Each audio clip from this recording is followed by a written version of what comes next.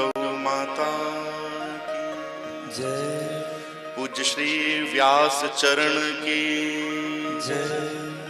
जय जय श्री राम, जय जय श्री राम, जय जय श्री राम। नमो ब्रह्मण्य देवा गौ ब्राह्मण हिताय च जगद्धिताय कृष्णाय गोविंदाय नमो। हरिशरण व्यासपीठ को सुशोभित करते हुए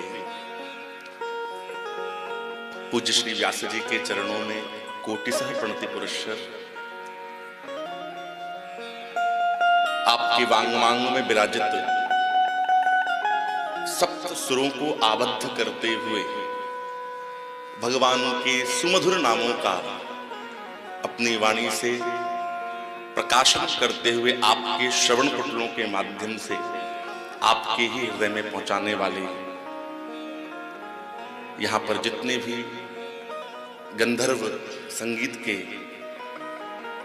विराजित हैं, यथा योग्य सबको नमन। व्यासपीठ के दाहिने भाग में विराजित भक्त ब्राह्मणों के श्री चरणों में कोट से नमन और व्यासपीठ के समुपस्थित विराजित सभी भगवत वैष्णवों के हृदय में आराधित मेरे आराध्य श्री ठाकुर वंशीवट बिहारी जी को कोटि कोटि नमन। वैसे तो यह अनुचित है कि कथा के बीच में कोई भी वक्ता आकर कुछ कहे, क्योंकि सहज रूप से सब कुछ आपको व्यासपीठ से प्राप्त हो रहा है। फिर भी व्यासाय विष्णु रूपाय व्यास रूपाय विष्णु, व्यास कोई हाड़ मांस का शरीर नहीं है जो विराजित है, वर्तमान में साक्षात नारायण विराजित है आप सबके शरीर। श्रीधाम वृंदावन में विराजित होकर कल कल कल्लोल करती हुई कालिंदी के पावन तट पर आप श्रीमद् भागवत के माध्यम से भगवान के गुणगणों को श्रवण कर रहे हैं। श्री व्यास जी भागवत जैसा पुराण नहीं और हम सबका सौभाग्य नहीं, परम सौभाग्य है। परम पवित्र दामोदर मास में भगवान की कथा कह रहे हैं और श्रवण कर रहे हैं। और भागवत जी के संबंध में वाणी का विषय नहीं है। श्री सुखदेव जी ने अध्यात्म दीप को प्रकट किया है। शास्त्र कहता है, पूर्वाचार्य कहते हैं, जहां अंधकार हो वहां दीप का प्रकाश हो जाए तो वो अंधकार स्वतः दूर हो जाता है। और जब सूत जी अपने सदगुरुदेव की वंदना कर रहे हैं तो कह रहे हैं, सौनक जी मेरे गुरु जी ने अध्यात्म दीप को प्रकट किया है। और वो अध्यात्म दीप क्या है? वो कृष्ण तत्व ही अध्यात्म दीप है। क्योंकि लौकिक दीप से तो जगत के अंधकार को दूर किया जा सकता है, पर जीव के जो हृदयगत काम क्रोध ये सद्विकार है वो तो केवल अध्यात्म दीप के प्रकाश से दूर हो सकता है। दूसरा कोई अन्यथा इस जगत में उपाय है ही नहीं। और उन्हीं अध्यात्म दीप के तले हम सब बैठे हुए हैं और श्री गर्गाचार्य जी नाम संस्कार कर रहे हैं। भागवत के प्रत्येक प्रसंग में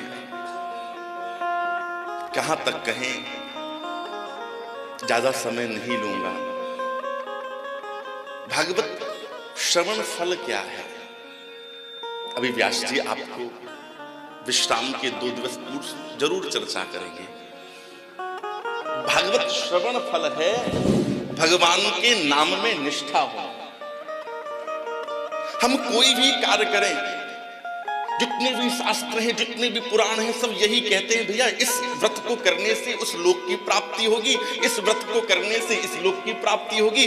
कोई व्रत ये नहीं कहता कि अध्यात्म दीप की प्राप्ति होगी। और अध्यात्म दीप कृष्ण है, केवल भागवत ही गर्जना करती है कि इसके शरण मात्र आने से कृष्ण अकेले नहीं, श्री राधा रानी के सहित उस जीव के हृदय में आ जाएंगे। पर शरणागति आनी चाहिए हमको। हम लोगों को शरणागति नहीं आती है।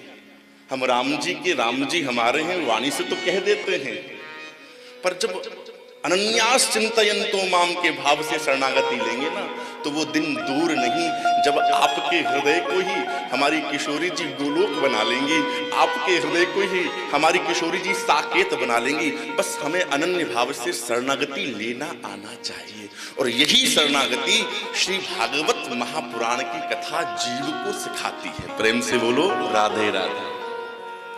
जीव को भगवान की शरणागति कैसे लेनी चाहिए, यही श्रीमद् भागवत का मूल विषय है। चाहे वो ध्रुव जी हों, चाहे वो प्रहलाद जी हों, चाहे वो उद्धव जी हों, जिनका भी चरित्र आप एकांत में मनन होकर श्रवण करेंगे अथवा पढ़ेंगे तो आपको पता चलेगा कि शरणागति कैसे लेनी चाहिए।